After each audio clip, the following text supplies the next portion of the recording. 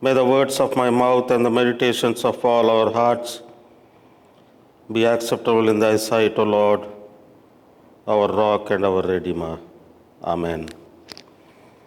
Once again, good morning, everybody. And for those who have missed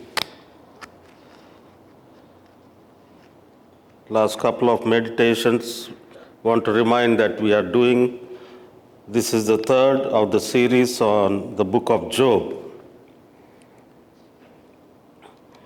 The book, as we all have heard and read, begins with these words, that there was once a man in the land of Uz, whose name was Job.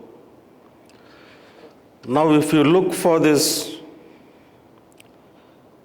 place, Uz, on the map, you will not find it. As far as anyone can tell, it's a place that never existed, which could mean that Job is a nobody from nowhere.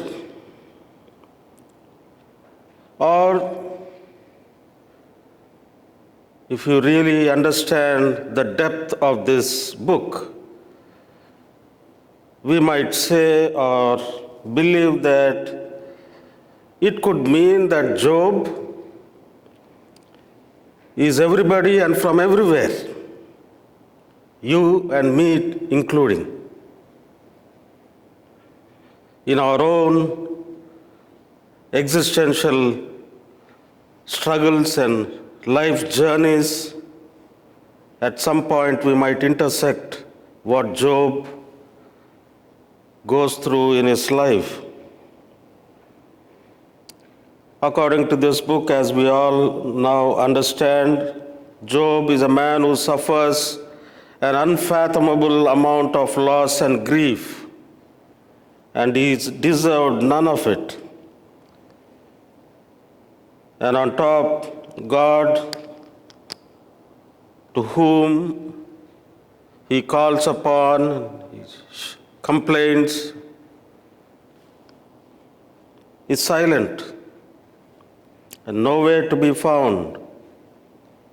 And in the words of Job, we say, if I go forward, he is not there, or backward, I cannot perceive him. On the left he hides, and I cannot behold him. I turn to the right, but I cannot see him. Many times in our own life situations, we might be looking here and there, up and down, asking and praying and pleading and complaining to God for an answer or for a way out, and nowhere we find anything. Nowhere we can get an answer. Job was in that situation. And for 28 long chapters of time, Job complains to God and God has nothing to say, which is perhaps the greatest loss of all for Job. Compared to all that he lost, the silence of God was his greatest loss. He, in that situation, was feeling the loss of God. But then, as you read through the chapters, when Job cannot find God, we understand that God finds him. God finds him sitting in this heap of ashes, scraping his body with pieces of pottery and crying, and with all his friends saying things that making him even worse.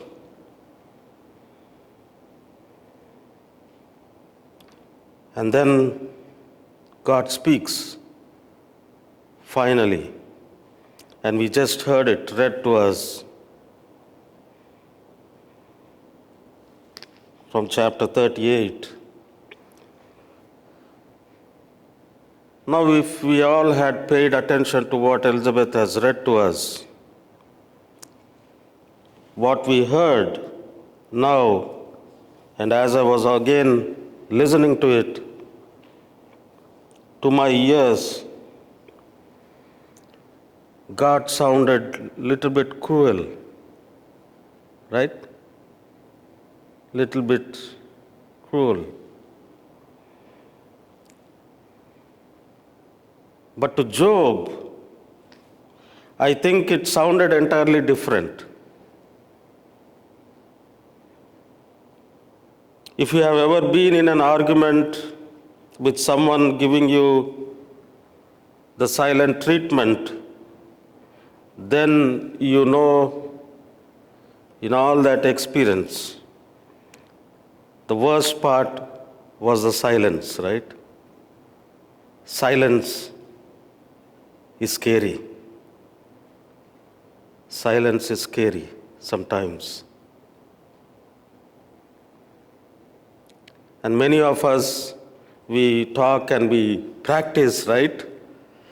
Sometimes we proudly say to our friends, oh, don't worry, I'm giving him or I'm giving her a silent treatment, right? Silence was the worst part for Job at that time. And it could be the worst part for any of us who are struggling through life's situations. The waiting, the unknowing, longing so much for them to just say something. Because until they do, it can seem like they just don't care at all. And when they finally do speak, the words are secondary to the immediate relief now that they have finally acknowledged you and cared enough to respond to you. I wonder if that is what it was like for Job. When the Lord appeared to him in the whirlwind and started talking to him and questioning him, as we have heard in the scripture this morning.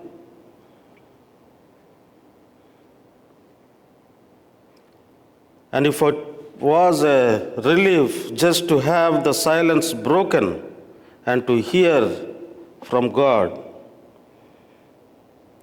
almost as if there was, now we see the ice is broken, the silence is broken, and we see a beginning of conversation between God and Job. And we also see that through this conversation that there was a real relationship with this God who was silent in Job's misery.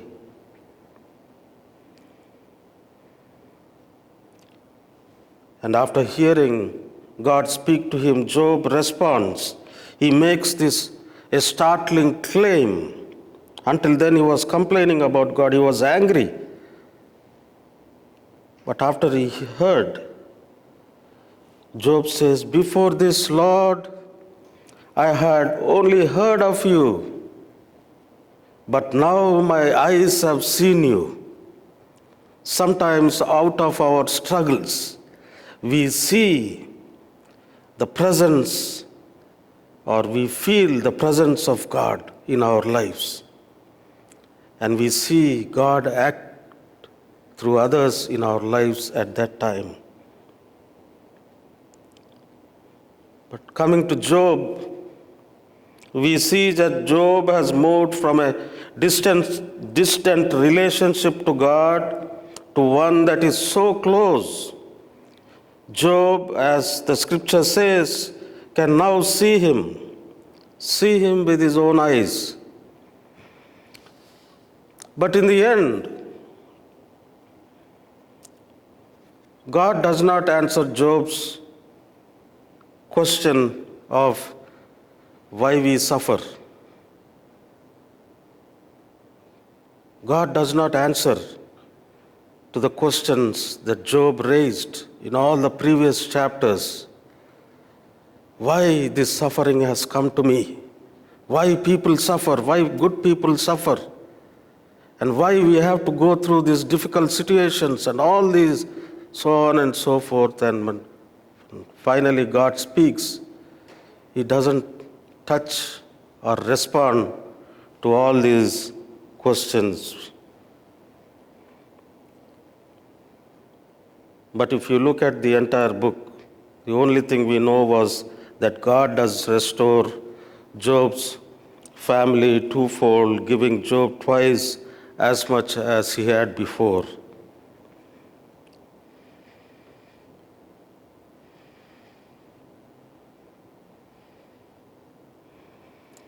Which, on a deeper level, if you look at this story, which goes to show it was not God whom Job lost, but it was his understanding of who God was. The understanding of God was lost in that situation. Job lost his understanding of a just God who gives people what they deserve. Job lost a God he believed in, but he gained a God he needed in his life. It can happen to you and me also. Sometimes we might feel as if we lost a God we believed, worshipped, and served all our life. But out of those experiences, we find a God whom we need for our lives. That's what happened to Job. And in the end, God's presence was more valuable to Job than God's justice. We all have heard, until then he was raising questions of justice, fairness, so on and so forth. But in the end, God's presence was more valuable to Job than God's justice. For us who are hearing and reading this story, that might not be enough. But that was enough for Job. My dear friends, if we have ever lost God in the midst of our own suffering, the wisdom of Job teaches us that the ingredients for rekindling that relationship is both lots of time. And then upon seeing God face to face, we learn that we may have lost sight of God.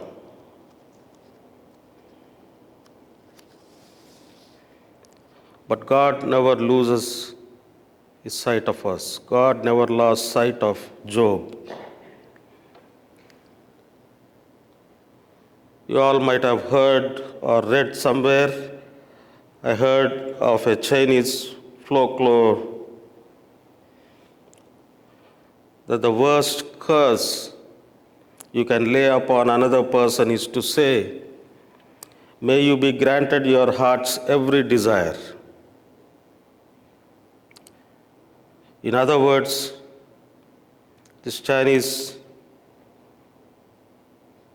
proverb says, "Be careful what you wish for, you might just get it." What Job was wishing for until at that time, he got it. God came in a whirlwind.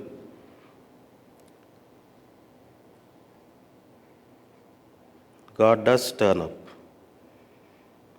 But instead of answering, as I just mentioned, Job's question or responding to Job's complaint in one of the most astonishing images of the scripture, the spectacular image of the scripture, imagine there are beautiful pictures about this passage. Job sitting there and this huge whirlwind, and out of it, God looking down upon Job and speaking to him.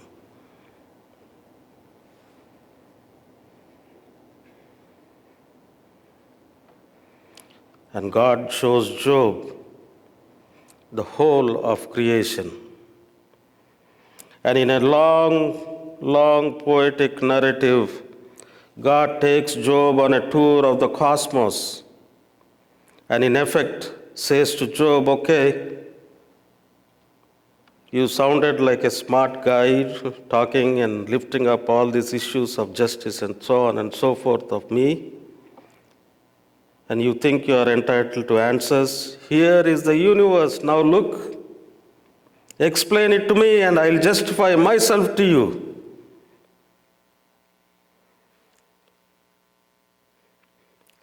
And of course, Job cannot explain the universe. And in the passage we don't hear today, Job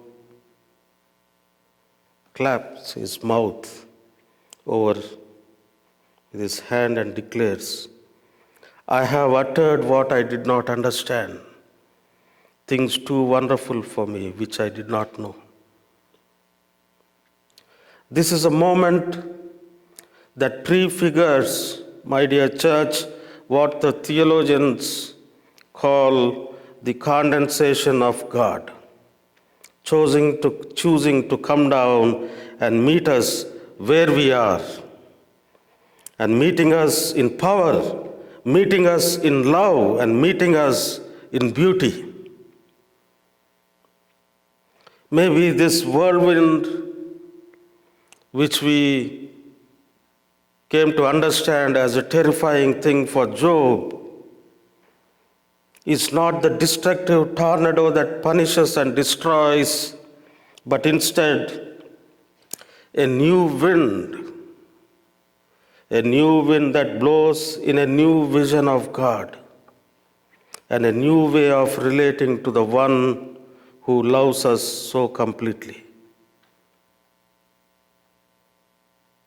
Some of us who have traveled through certain experiences, looking back at those experiences, even though at that time it was difficult, even though at that time we were complaining, when we look back at those experiences from where we are right now, we see in those experiences a new wind has lifted up. There's a beautiful hymn, right? It's like a wind beneath my wings. A wind that takes the eagles over the storms. This wind. And even in the storms of our own life, there is this wind, this presence of God that can lift us up, soar up above like eagles.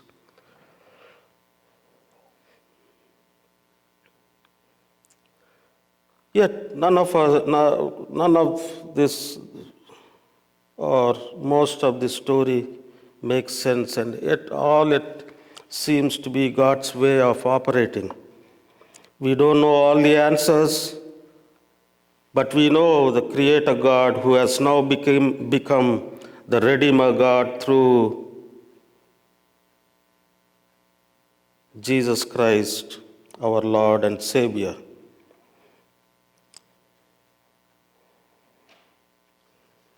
My dear friends,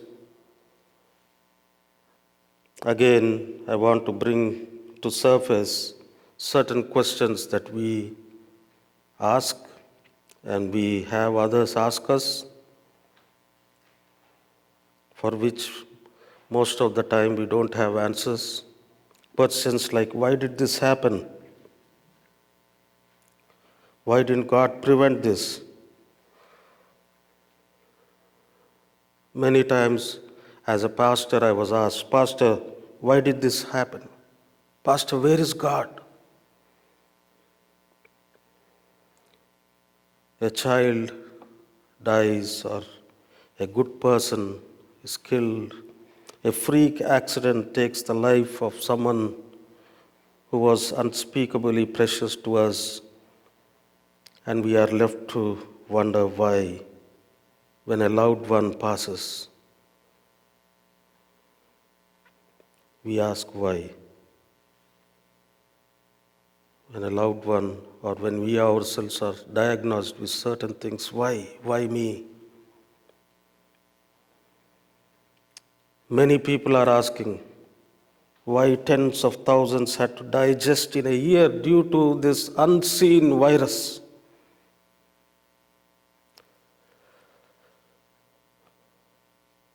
Pastors and all of us also, including, do not have an answer that can dry every tear from every eye.